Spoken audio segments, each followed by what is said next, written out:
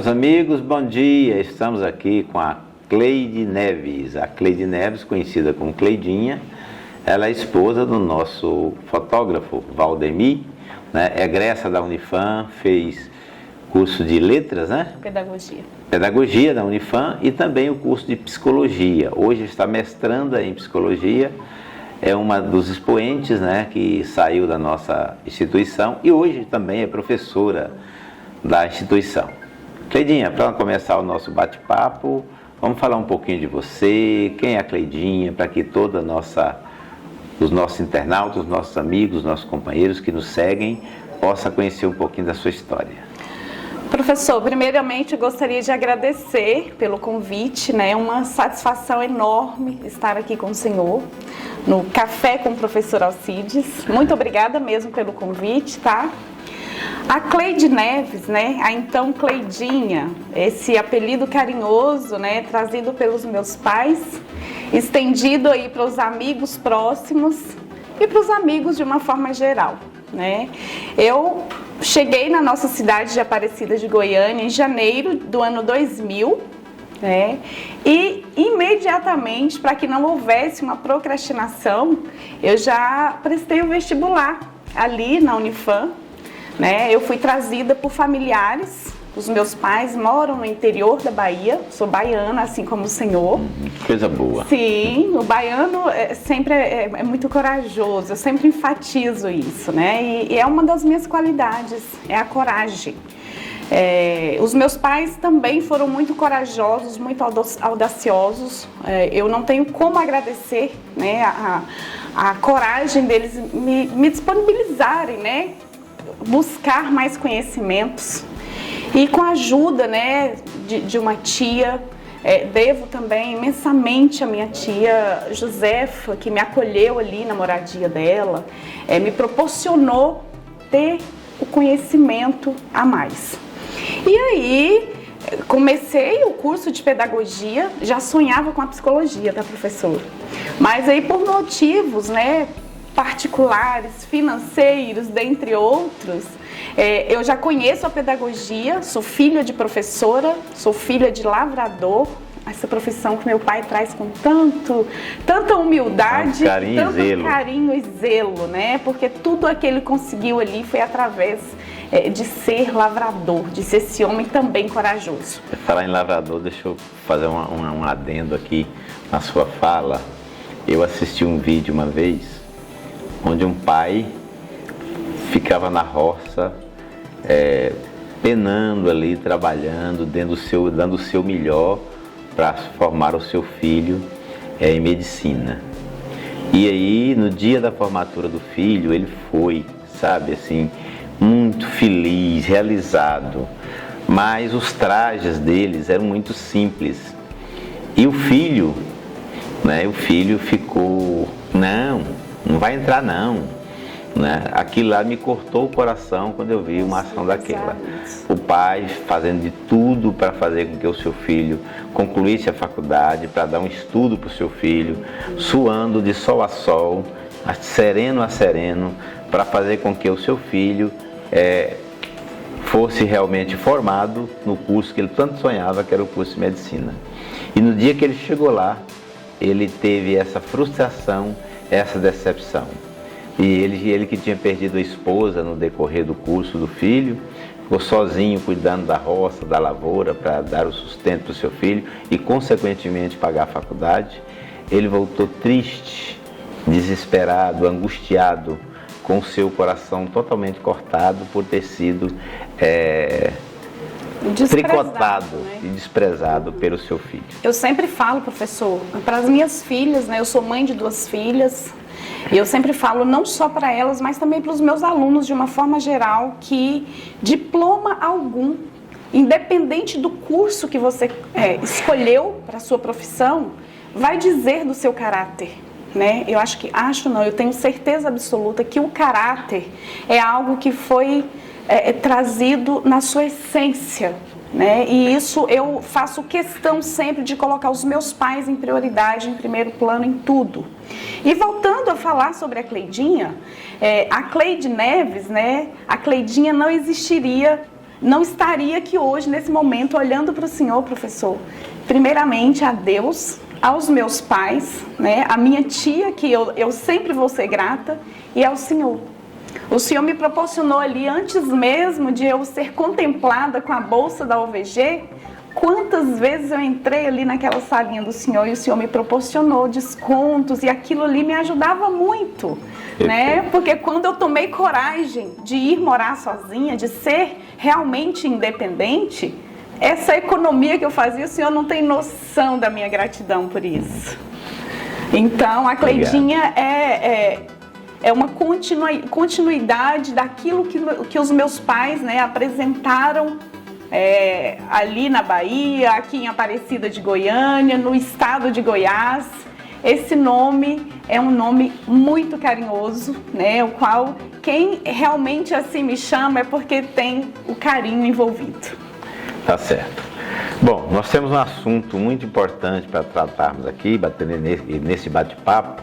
Você, como psicóloga, eu quero saber a sua opinião. Nós estamos passando um momento muito turbulento aqui no Brasil em relação à violência nas escolas. Eu queria que você comentasse para nós, com a sua experiência de psicóloga, isso provém de quê? Como é que você atribui isso a quê? Inicialmente, professor, não tem como eu não trazer como profissional da psicologia a transferência que os pais fazem para a escola. A confusão de educar e ensinar. A maioria dos pais ainda não tiveram o verdadeiro conceito do que é educar e do que é ensinar. Os professores, eles estão ali capacitados, né, para o ensinamento, para transmitir conhecimento para aquelas crianças e aqueles adolescentes, onde também uma junção aí de políticas públicas, né? O que seria políticas públicas? O nosso governo está apto a trazer melhorias para dentro das escolas. Que melhorias são essas? Para evitar esses transtornos que nós estamos enfrentando agora no nosso país. São situações que a gente ligava a televisão e ficávamos boquiabertos quando assistíamos ali nos Estados Unidos. Olha, adolescente de 16 anos entrou numa escola e praticou um massacre, tantas vítimas. A gente ficava daqui do Brasil assustados, a palavra é essa, assustados, com medo. E pensávamos que isso nunca iria acontecer aqui. E está acontecendo. Então os pais, essa minha fala agora é voltada para a psicologia, os pais precisam olhar para os seus filhos. Os pais precisam observar o comportamento dos seus filhos. Né? A tecnologia é algo que veio, professor, para somar muito conosco. Né? Mas infelizmente, como nem tudo há perfeição na vida, nada é perfeito, a tecnologia também está dificultando, né, o olhar no olho, aquele bate-papo. Essa semana eu vi um meme na internet onde estavam os pais, os filhos, nada de telefone e com uma mão assim, né? E aí na escrita estava disso que a gente tem saudade e que muitos de nossos filhos não irão entender, não irão compreender. Hoje as famílias sentam nas mesas e o telefone está aqui. O tablet da criança está aqui. E aí você já não come saboreando, né? Degustando aquela comida que foi preparada com carinho. Você não pergunta para o seu filho como que foi na escola hoje, filho, se ele está almoçando e chegando da escola. Então, infelizmente, a falta de observação do comportamento dos filhos está trazendo aí tanta tragédia dentro da nossa sociedade. Quer dizer, então, que você atribui isso mais à falta do amor, à falta do carinho, à falta do pai ouvir o seu filho, aquele calor, não está tendo aquele calor humano, o abraço, né? Professor, independente de classe social, né? Tem aquele pai que sai de madrugada, chega, o filho já está dormindo, ele não tem nem essa oportunidade de sentar à mesa com eles. Tem aquela outra situação de uma classe média alta, onde a profissão exige muito daquele pai, e ele terceiriza seu filho. O que seria terceirizar seu filho? Seria trazer uma terceira pessoa para estar ali cuidando das atividades, levando na escola, buscando. E aí esse acesso, esse vínculo não está acontecendo. Então nós precisamos... Aí passa a ter mais vínculo com o terceiro do que com o pai. Do que com o próprio pai. Né?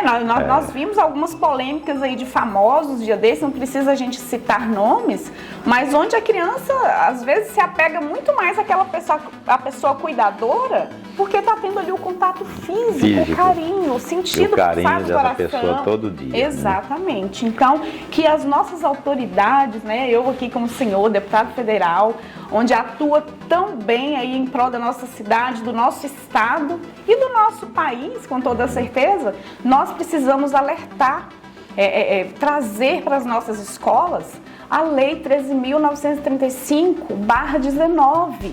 Essa lei, ela determina a presença dos psicólogos, dos assistentes sociais, para quê? Para olhar com mais carinho para essas crianças dentro da escola. Nós aprovamos, Cleide, há 15 dias atrás, uma lei lá na Comissão de Educação, onde a partir do ano que vem, todas as escolas deverão ter um psicólogo. Isso vai resolver o problema? Não vai, mas vai melhorar muito. Além da psicóloga, nós também solicitamos que fosse colocada uma porta com detector de metais e, além disso, também um guarda armado na porta de todas as escolas. É armado mesmo, muita gente é contra o guarda armado, mas veja bem, qual que é a nossa ideia? Se chega um psicopata para entrar naquela escola e vê um guarda armado, ele não vai ficar ali, ele vai correr e vai procurar um outro lugar, né? Então isso é uma das coisas que você já serve para afugentar. Há o detector de metais, porque vai detectar todo e qualquer tipo de metal que a criança esteja levando para a escola. Né? E a psicóloga é para fazer o trabalho de orientação permanente na escola junto aos professores. E a gente também tem aconselhado aos pais para que façam a verificação na mochila dos seus filhos, seja lá quem for, pode ser o jovem de 15 anos, 16, 17, que às vezes não fica querendo que o pai pegue lá o seu celular, porque tem alguma coisinha com as suas namoradinhas e tal, mas o pai não precisa ter receio disso, ele precisa fazer isso. Nós não estamos andando atrás lá de pegar o celular dos nossos filhos, dos nossos netos, para olhar o que ele está fazendo com os coleguinhas, mas sim preocupado de não ter ações violentas ali, ou se está combinando alguma coisa que foge dos padrões normais e legais da nossa sociedade. Sim. Esse é o nosso objetivo. Complementando um pouquinho dessa fala que eu achei bem interessante, professor, dessas informações, na verdade, né, que muitos não estão aptos a compreender, eu gostaria de falar sobre essa situação de pegar o telefone do seu filho. Que os pais não precisem esperar chegar à adolescência, porque a adolescência é uma fase delicada da vida, onde a criança deixou de ser criança e ela ainda não é um adulto. Mas nesse intervalo de ser adolescente, ela não é vista como adolescente. Ela está no intermediário, ela deixou de ser criança e não é adulto ainda. E às vezes o pai deixa chegar numa situação constrangedora e arriscada para proibir o uso do telefone, para proibir o uso de certos aplicativos. O proibir não é o certo.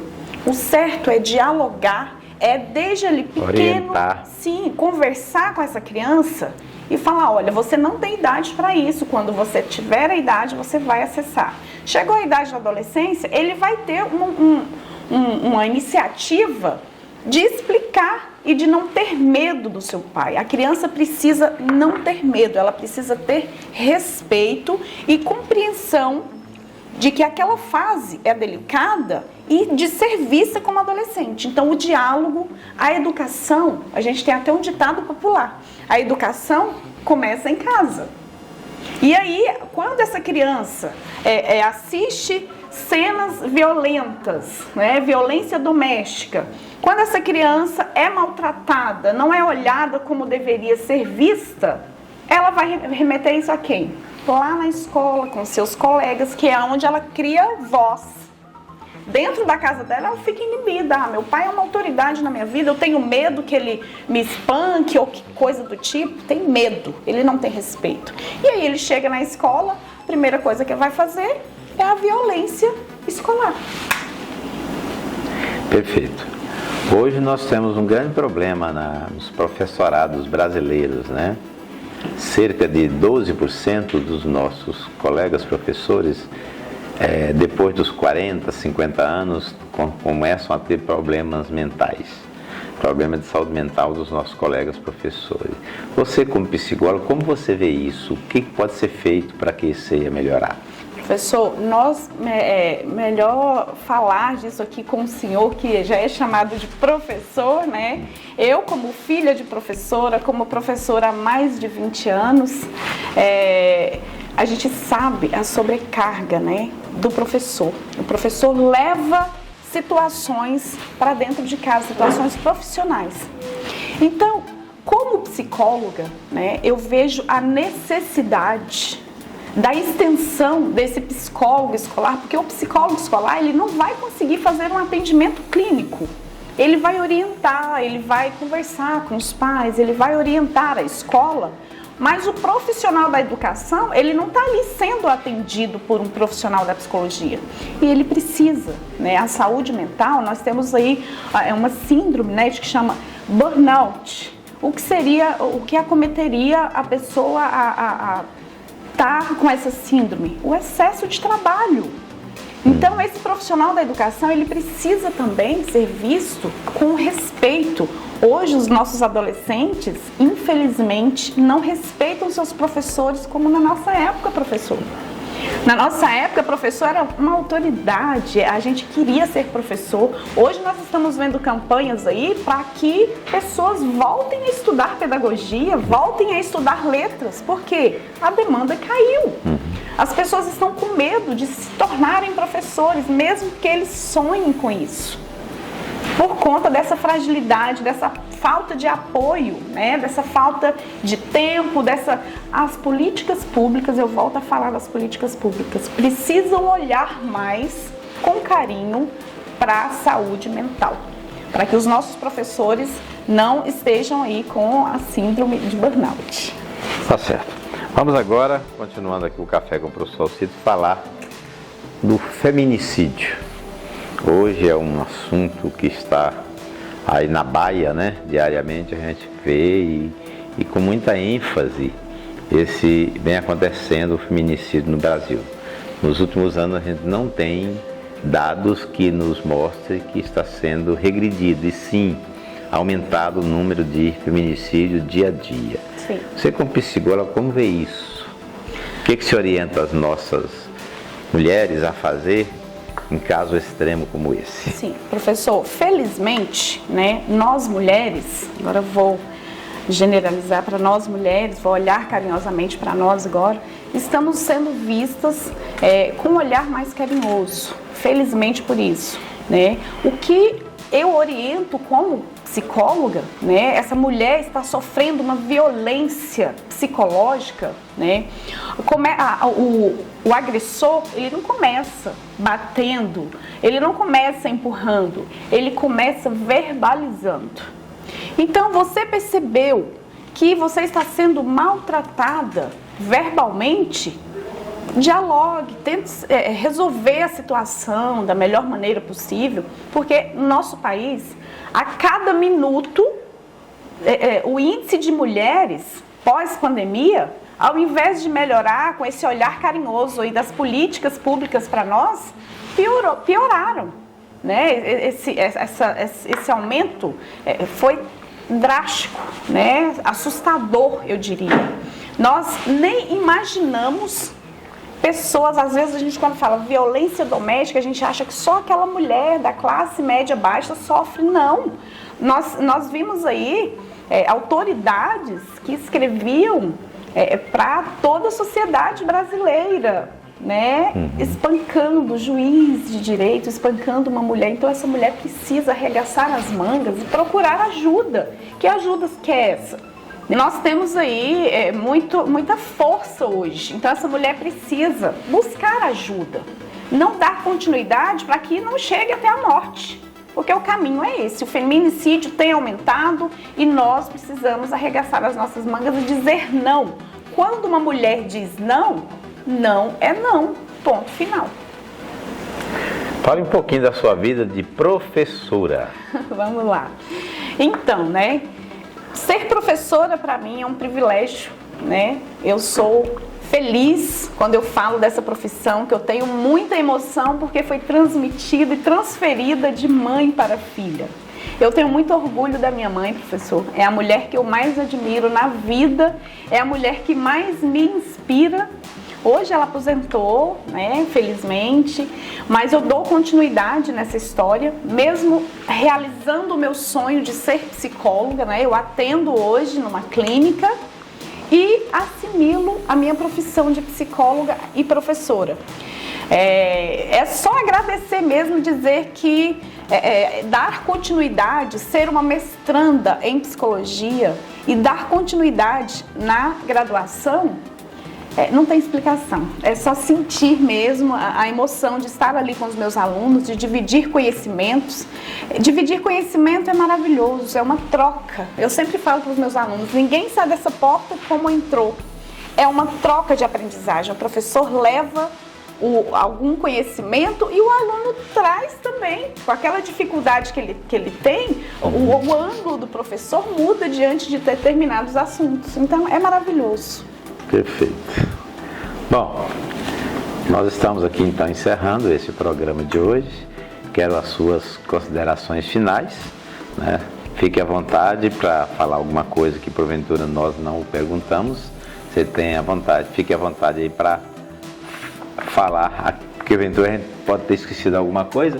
Certo. E você gostaria de falar. Então aproveite a oportunidade para que a pessoa possa fazer suas considerações. Então, mais uma vez, muito obrigada. Que Deus abençoe a vida do senhor, por onde o senhor for, tá? Agradecer o meu marido, Valdemir Teixeira, as minhas duas filhas, Isabela Neves e Sara Melissa, aos meus pais, o seu João e Dona Valdemir, mais uma vez a minha tia Josefa e todas as pessoas envolvidas, né, nesse meu bem-estar profissional. Fui candidata a vereadora no ano de 2020, fui candidata. Foi uma experiência incrível, né, a qual aprendi muito. Eu gosto muito de política, eu gosto muito de trazer sobre políticas públicas, porque envolve no contexto geral, né, o governo, o município, o governo federal. Então, são muitos sonhos ainda no caminho, professor. Esses sonhos não se encerram por aqui e, com toda certeza, todos eles, o senhor está envolvido. Então, muito obrigada por tudo, de todo o meu coração. É isso aí. Acabamos de tomar o nosso café aqui com a Cleide Neves. Cleide Neves, vulgarmente conhecida por todos nós, aqueles que são mais próximos dela, como a Cleidinha. Ela é professora, psicóloga e, uma coisa importante, esposa do nosso anjo da guarda, Valdemir Teixeira. Um abraço, fiquem todos com Deus e até a próxima oportunidade. Obrigada, professor.